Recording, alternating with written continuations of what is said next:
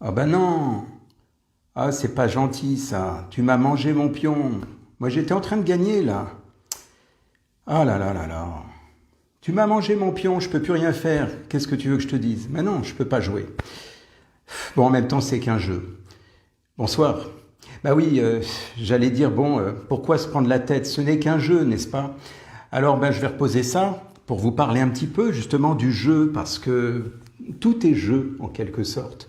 Vous savez ce que disait Einstein, il disait la connaissance s'acquiert par l'expérience, le reste finalement n'est qu'information.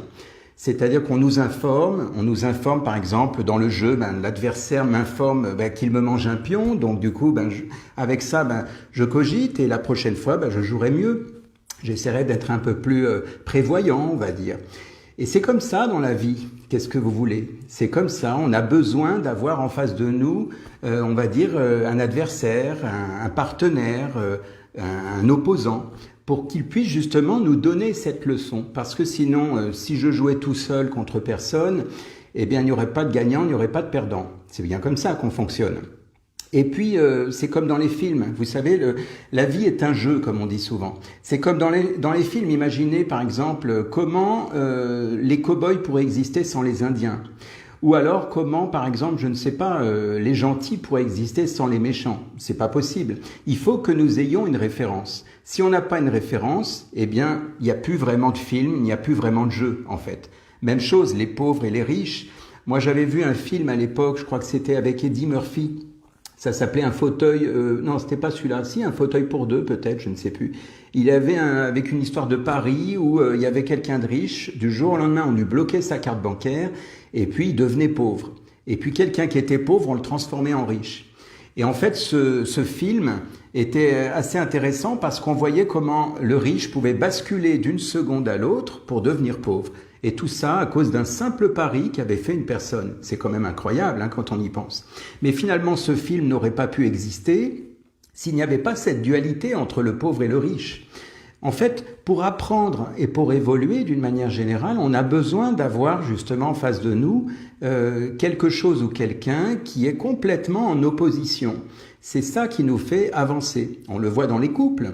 En général, évidemment, si le couple est d'accord mutuellement, ça se passe bien. Mais c'est souvent là où on évolue, c'est quand il y a un désaccord. Parce que du coup, il y a une incitation à se remettre en question. Et souvent, on dit que le couple est très formateur par rapport à ça, justement. Alors moi, je voulais vous parler de ça par rapport à la vie en général.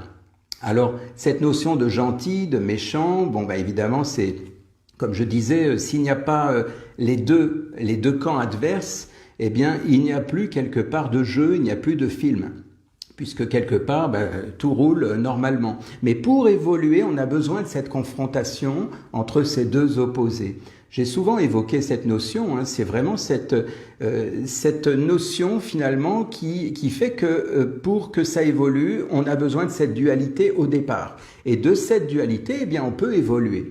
Ça fait partie de ce fameux jeu. Vous savez, moi je parle souvent d'enseignement, je parle souvent d'épreuves, et donc pour arriver à ce grand réveil qui est en train d'arriver là en ce moment à vitesse grand V, eh bien, c'est incontournable. On a besoin d'être confronté à des choses qui ne sont pas forcément agréables à vivre.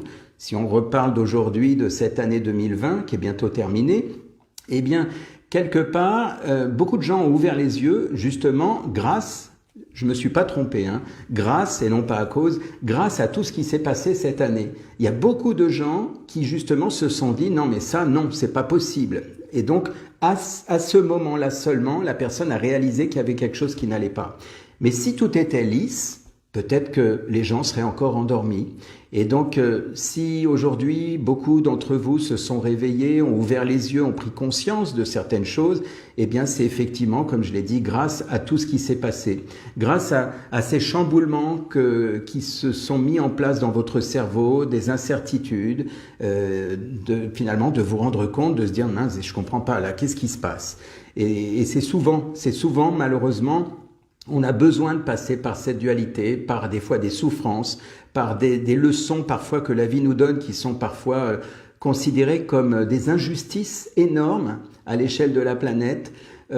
pour finalement être obligé de se réveiller de ça et d'ouvrir grand les yeux en disant non, là ça va pas, ce n'est pas possible. Parce qu'évidemment, tant qu'on est dans notre zone de confort et que tout fonctionne normalement, eh bien, on ne voit pas les choses venir. Mais quand ça arrive de façon très, très violente, comme ça s'est produit cette année, alors, pour le coup, là, on est obligé d'ouvrir les yeux. On n'a pas le choix, en fait. Voilà. Et en fait, cette idée, c'est que aujourd'hui, le monde semble injuste pour beaucoup d'entre nous. Beaucoup trinquent, malheureusement. C'est une réalité, c'est triste.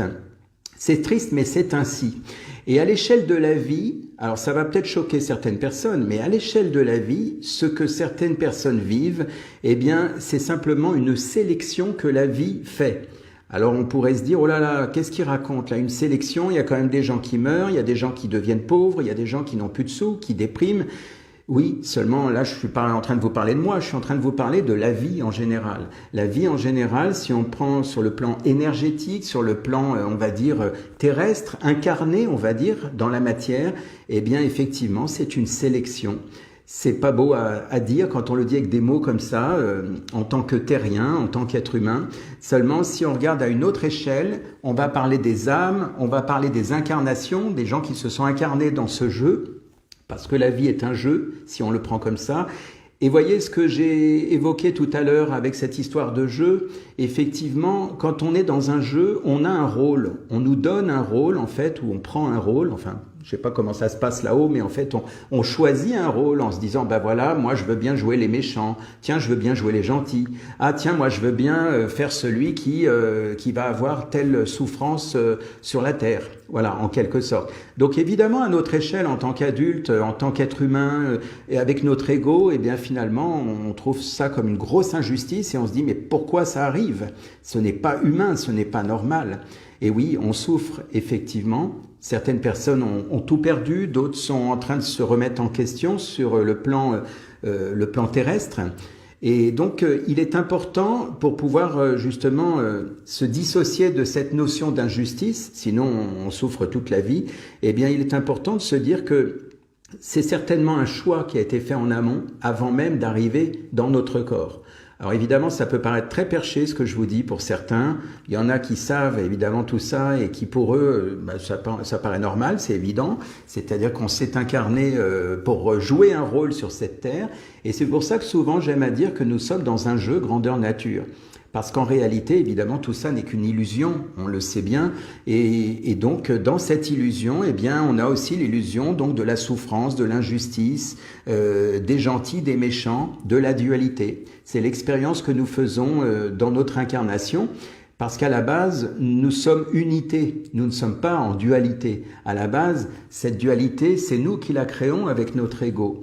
Et donc l'idée, et c'est la grande leçon de la vie qui secoue quand même beaucoup cette année, eh bien la grande leçon de la vie, c'est de nous rassembler, c'est de revenir à l'unité. J'ai souvent évoqué ça récemment, mais je passe par des portes différentes pour que le message passe autrement. Et donc... évidemment, il y a eu des gens qui, comme je l'avais déjà évoqué, qui dépriment, il y a des gens qui se sont malheureusement suicidés, il y a des gens qui ont perdu leur emploi.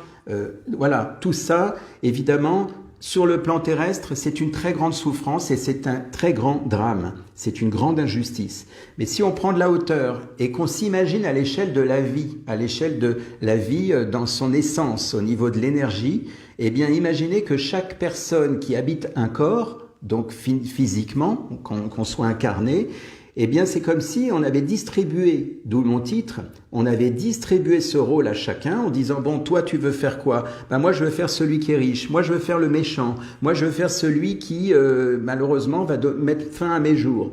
Pour que justement ce jeu tienne, c'est-à-dire qu'à l'échelle de notre vie à nous, terrestre, eh bien on voit ce qui se passe. Et par rapport à ce qui se passe, eh bien, on voit ce qu'on veut, ce qu'on ne veut plus, ce qu'on ne veut pas. Et finalement, bien, on est dans notre jeu.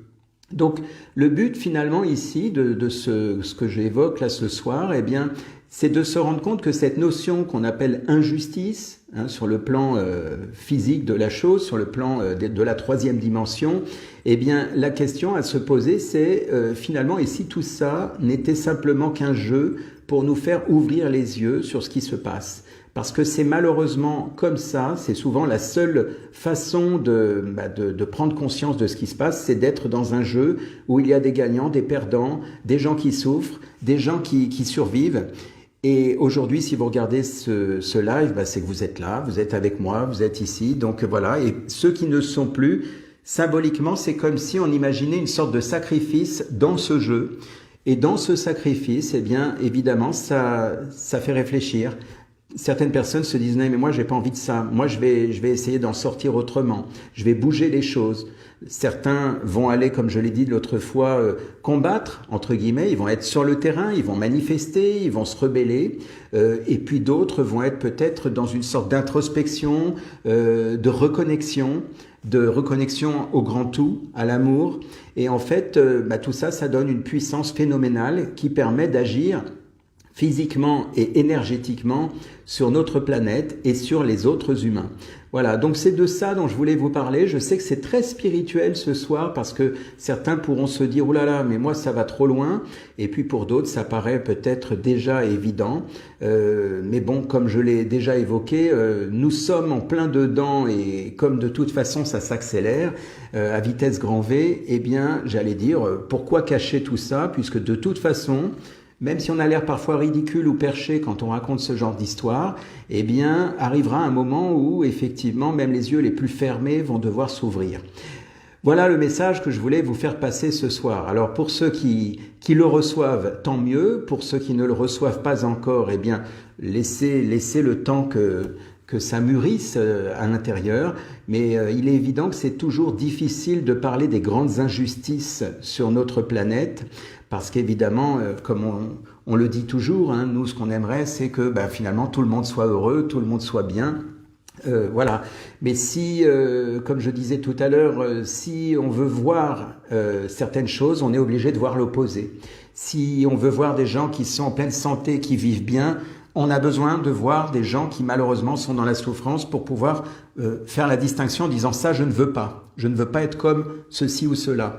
Voilà. Et ça marche à tous les plans. Même pour les gens, par exemple, qui sont méchants, qui sont, je sais pas moi, corrompus, qui sont infects avec nous, ça nous permet, malgré nous, d'ouvrir les yeux sur ce que nous, on ne veut plus. Et ça nous permet justement d'avoir dans notre cerveau une façon de s'élever intérieurement. Voilà, donc de toute façon, la réponse est toujours dans l'amour, au sens large, au sens inconditionnel.